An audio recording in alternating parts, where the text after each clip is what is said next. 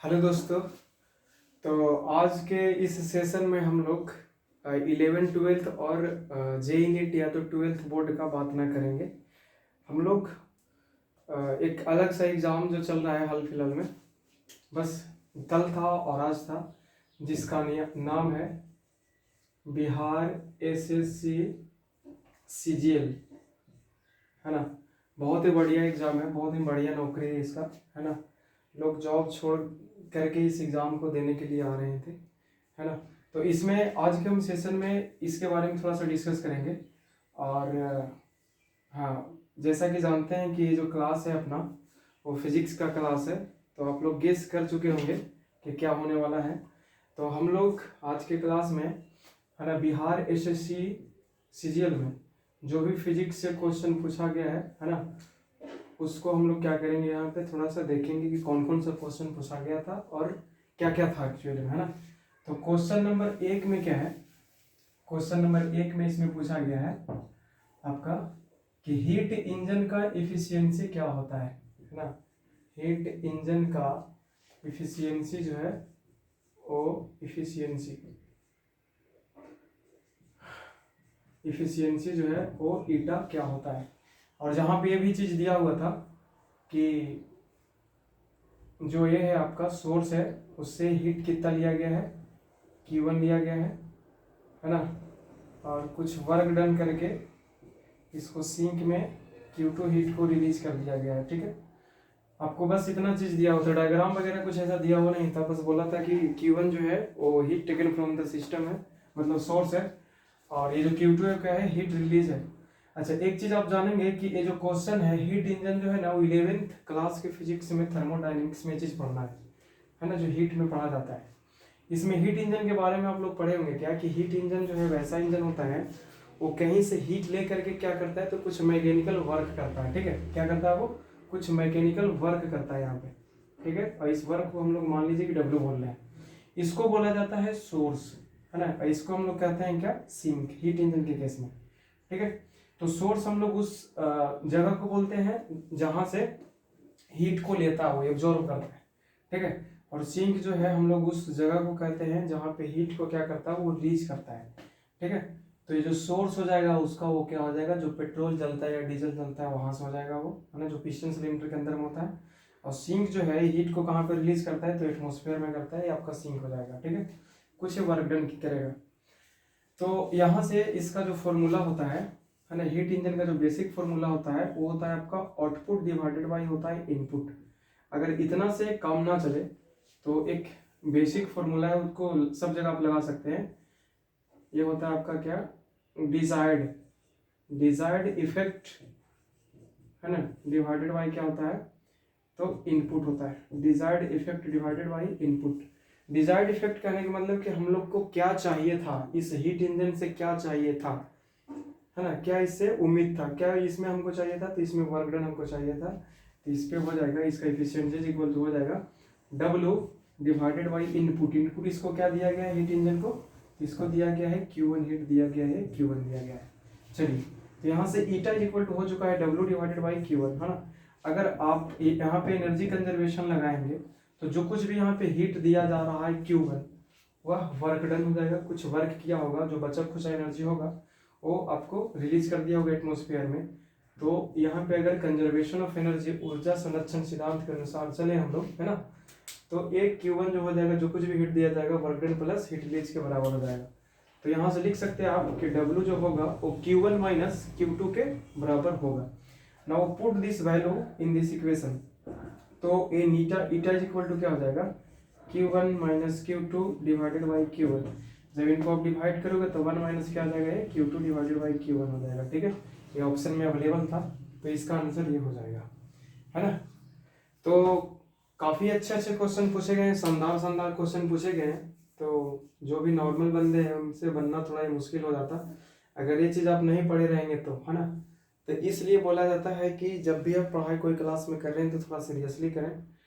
वो आपको उस क्लास भर के ही नहीं, लेकिन पूरे भविष्य के लिए जितना भी फ्यूचर में एग्ज़ाम होने वाला है उस एग्ज़ाम में पूछने वाले हैं। तो थोड़ा सा ध्यान से इस चीज़ को पढ़ें। अब हम लोग चलते हैं दूसरे क्वेश्चन की तरफ कि क्या पूछा था, है ना। चलिए, इसमें है क्वेश्चन नंबर 1 उधर में था ना, 8 आ गया। अच्छा, ये जो हम अभी जो कुछ भी एग्जाम में है ना डिस्कस कर रहे हैं कि कहाँ पे क्वेश्चन पूछा गया था, तो ये पूछा गया था 23 तारीख का सेकंड सीटिंग में पूछा गया है, ठीक है। 23 तारीख का सेकंड सीटिंग तो 2 बजे से 4:15 बजे तक था। चलिए, इसमें हम देखेंगे क्या कि कौन सा क्वेश्चन पूछा गया था। इसमें बोला था क्या कि रोटेशनल मोशन में, है ना, कहाँ पे, रोटेशनल मोशन में पावर बराबर क्या होता है ना। पावर का जो फॉर्मूला होता है वो क्या होता है रोटेशन में। देखिए, यहाँ पे हम लोग जानते हैं कि पावर जो होता है वो क्या होता है, W/T होता है। एकदम बेसिक, सब कुछ नहीं जानते मान लीजिए, ठीक है।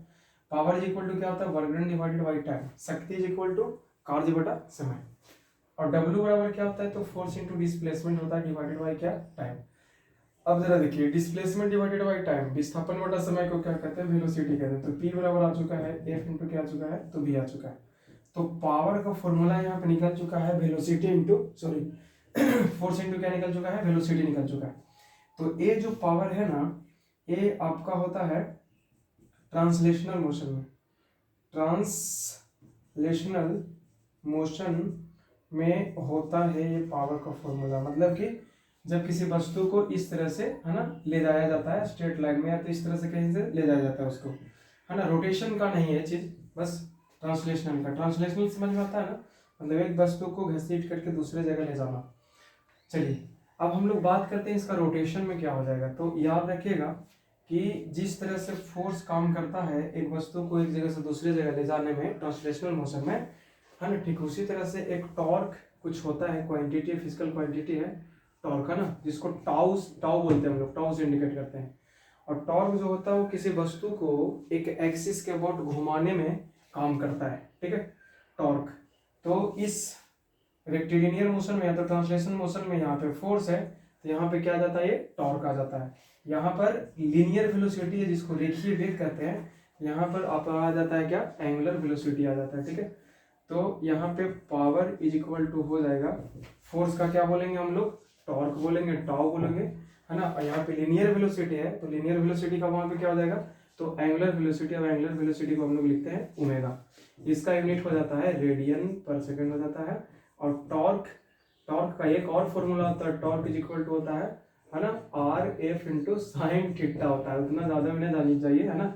आर गए तो डिस्टेंस है, मीटर हो जाएगा, ये न्यूटन हो जाएगा। साइन थीटा का कुछ यूनिट होता नहीं, इसका यूनिट हो जाएगा न्यूटन मीटर हो जाएगा। क्या हो जाएगा, न्यूटन मीटर। यही वो फॉर्मूला था पावर का, torque into omega. Power is equal to rotational power बराबर, ठीक है, आया होगा समझ में। बस याद रखिएगा कि ट्रांसलेशन मोशन में फोर्स की जगह पे रोटेशन में क्या जाता है, टॉर्क आ जाता है। यहाँ पर लीनियर वेलोसिटी, तो वहाँ पे क्या जाता है, ओमेगा आ जाता है, जिसको एंगुलर वेलोसिटी कहते हैं। यहाँ पर लीनियर एक्सेलरेशन, तो यहाँ पे क्या जाता है, एंगुलर एक्सेलरेशन आ जाता है। तो बस फॉर्मूला सब कुछ वही चलता है, बस चेंज करते जाइए, ठीक है। उसके बाद में क्वेश्चन पूछा था इसमें, ये हो गया टॉर्क, इसका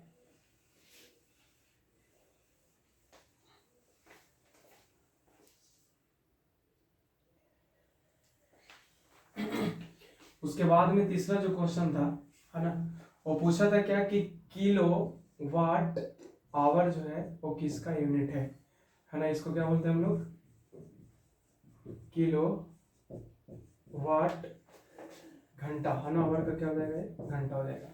देखिए, एक किलो का मतलब आपको 9th क्लास में पढ़ाया गया होगा, या तो फिर क्या बोलते हैं 11th क्लास के बेसिक में। एक किलो का मतलब केजी ग्राम नहीं होता है, एक किलो का मतलब होता है जस्ट 10 के पावर 3 होता है, जिसको 1000 कहते हैं, ठीक है। ये जो वाट है ये आपका पावर का यूनिट है, ठीक है। और ये जो आवर है वो किसका यूनिट है, तो टाइम का यूनिट है। थोड़ा सा देखिए आप, तो 10 के पावर 3 इंटू ये पावर और इंटू क्या हो चुका है, वो टाइम हो चुका है, ठीक है। तो किस क्वांटिटी का फॉर्मूला है, थोड़ा सा देखिए। एक तो यूनिट लेस चीज है, इसका कुछ तो अता पता है नहीं, दिस इज अ नंबर। तो मेन जो है यहाँ पे क्या है, पावर है इंटू टाइम है। तो power into time is equal to होता है work, W is equal to होता है क्या, P इंटू टी। याद होगा, अभी पीछे में भी फॉर्मूला यूज हुआ था, P बराबर W डिवाइड बाई टी। तो W बराबर क्या आ जाएगा, PT आ जाएगा, ठीक है। तो ये जो किलोवाट आवर जो है यूनिट है, या तो ये वर्क का है, कार्य का है ना। और हम लोग जानते हैं कि वर्क जो होता है ना, इसका सेम यूनिट एनर्जी से मिलता है ना, दोनों का जुल जुल होता है, या तो फिर हीट से मिलता है, उष्मा जिसको कहते हैं, ठीक है।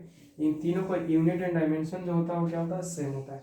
तो इसमें ऑप्शन में था ऊर्जा, जिसको एनर्जी आप कहते हैं, ठीक है। क्या था, ऊर्जा था, एनर्जी था। तो किसका यूनिट है, किलोवाट आवर। किलोवाट आवर किसका यूनिट है, तो एनर्जी का यूनिट है। 10th क्लास में भी आप पढ़े होंगे कि 1 kilowatt hour is equal to 1 unit होता था, है ना। जैसे आप घर में बिजली यूज करते होंगे तो उसमें बिजली बिल जो है ना, वो भरते हैं ना कि हाँ भाई इसमें जो है 110 यूनिट इस मंथ में उठा है, तो 8 रुपये या 7 रुपये जो कुछ भी भरते हैं, तो 110 यूनिट का खर्चा कितना हो जाएगा, 1177 रुपया हो जाएगा, है ना। तो 1 यूनिट जो होता है तो यही 1 किलोवाट आवर के बराबर होता है। So this is the unit of ऊर्जा, एनर्जी, कितना हीट कंज्यूम किया गया, एनर्जी कंज्यूम किया गया, है ना। यही बढ़िया बढ़िया क्वेश्चन था सेकंड सेटिंग में, जिसको डिस्कस किया गया है। तो उन सारे दोस्तों तक शेयर करें इस वीडियो को, है ना, जो जो एग्जाम इस दिए हैं। और हाँ, 11th-12th वालों से रिक्वेस्ट है कि आप जो पढ़ाई कर रहे हैं ना, थोड़ा सा ढंग से पढ़ाई कीजिए, है ना, सीरियसली पढ़ाई कीजिए। क्लास में जाते हैं तो थोड़ा मन लगा के पढ़िए, जो चीज़ भी पढ़ाया जाए उसको घर पे आके बढ़िया से पढ़ाई करें, थोड़ा मेहनत करें, ठीक है। ताकि जैसे जैसे आगे जाइएगा वैसे वैसे कंपटीशन बढ़ते जा रहा है, तो अभी से मेहनत करना चालू कर दें, ठीक है। तो धन्यवाद।